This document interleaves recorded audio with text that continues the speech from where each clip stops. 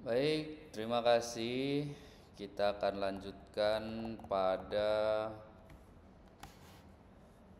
bagian dinamis dengan menambahkan sebuah slider. Slider akan kita buat dengan dua cara, bisa diketik ataupun kita klik. Kita coba saja dengan menggunakan klik, pilih luncuran, klik sembarang. Setelah itu biarkan dia pada posisi angka dan namanya sama, tidak usah dirubah. Maka minimumnya kita rubah menjadi 0 dan maksimumnya menjadi 0,60 dengan kenaikan 0,01. Lalu kita oke, maka nilainya sudah keluar. Selanjutnya yang kita masukkan adalah menambahkan variabel pada titik P dengan menggunakan P sama dengan A, 0,20. Jangan lupa kasih garis kan tanda kurung tutup dan kurung buka ya. Ini salah, buka ke A 0,20. Selanjutnya kita enter.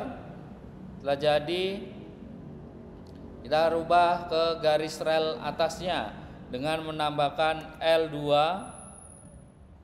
titik 2 Y sama dengan 0,40. Enter. Jika sudah, kita akan buat lingkaran bantu dengan titik pusat P tadi. Ya, kita akan buat itu dengan menggunakan langkah sebagai berikut. Jari-jarinya adalah 0,40. C sama dengan lingkaran P, 0,40. Jika sudah, kita akan melakukan perpotongan lingkaran dengan cara kita klik perpotongan dulu. Setelah klik perpotongan, kita klik C. C adalah lingkaran dan L2. Maka akan menghasilkan dua titik.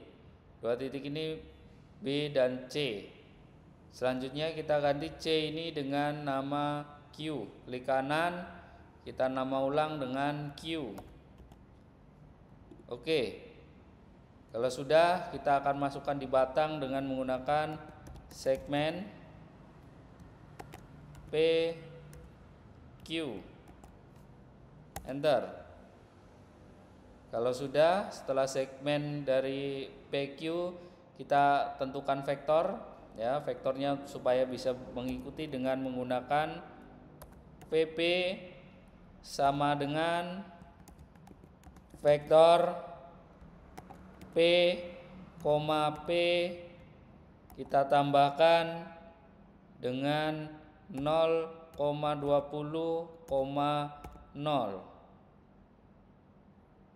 Ini depannya kita kasih kurung buka, kurung tutup.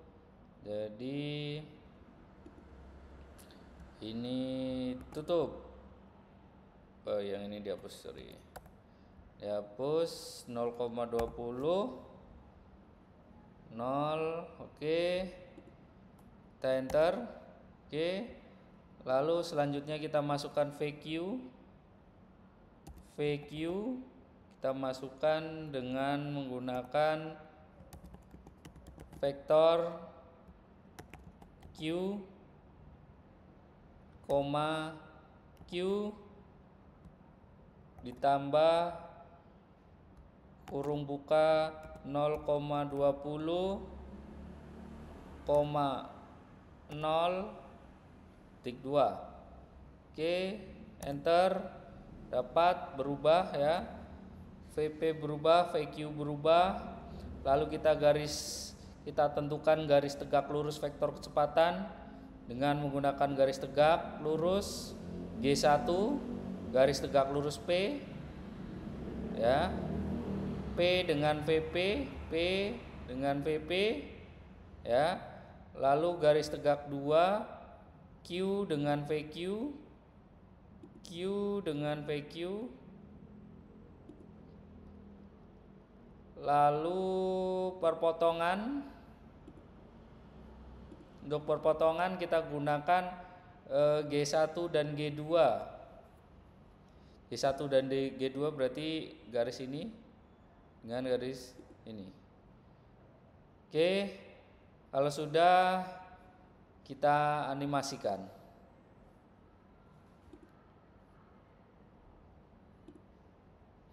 Nah, garisnya bergerak ya, sesuai dengan vektornya. Ini kalau kita lihat, maka dari percobaan di atas itu kita dapat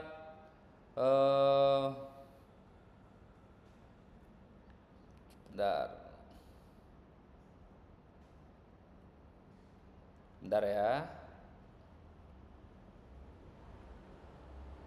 Kita dapat menggerakkan rel di bawah pada ketinggian Y 0,20 dan bergerak di atas ketinggian 0,40.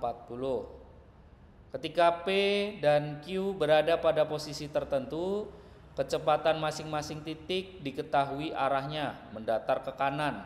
Ya, kita bisa buat garis tegak lurus untuk kecepatan di titik P dan titik Q tadi. Titik potong kedua garis tegak lurus ini, ya, ini kedua ini kita namakan dengan pusat kecepatan sesaat. Artinya apa? Pada saat itu batang PQ seolah-olah ya berotasi murni terhadap titik pusat kecepatan sesaat. Dengan kata lain, walaupun sebenarnya batang bergerak translasi ditambah dengan rotasi, secara kinematis gerakan ini identik dengan rotasi murni pada pusat kecepatan sesaat. Besarnya kecepatan sudut diperoleh dengan hubungan tadi. V atau vektor sama dengan omega dikali R tegak lurus tadi. Ya, tegak lurus. Di mana tegak lurus R adalah jarak tegak lurus dari titik ke pusat kecepatan sesaat. Sedangkan di dinamisnya atau animasinya ini, ya, dengan bantuan di slider ini, ya, kita bisa mengetahui bahwa titik P itu bisa kita gerakan sepanjang rel yang ada di bawah. Titik Q otomatis akan mengikuti rel yang di atasnya ini. Ya, dengan menjaga panjang batang Q yang tetap, panjangnya tetap, tidak berubah. Vektor kecepatan selalu mendatar dan garis tegak lurus terhadap vektor kecepatan bisa kita perbarui.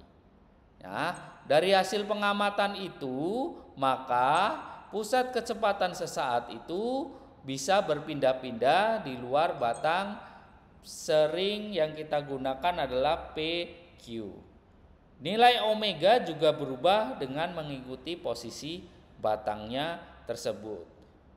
Sesuai dengan hukumnya adalah V sama dengan W berpotongan dengan R yang akan melakukan rotasi terus-menerus. Baik, soal statis selesai, soal dinamis selesai. Silakan rekan-rekan bisa membaca dan mengulangi video ini untuk bisa mengerjakan soal berikutnya. Terima kasih.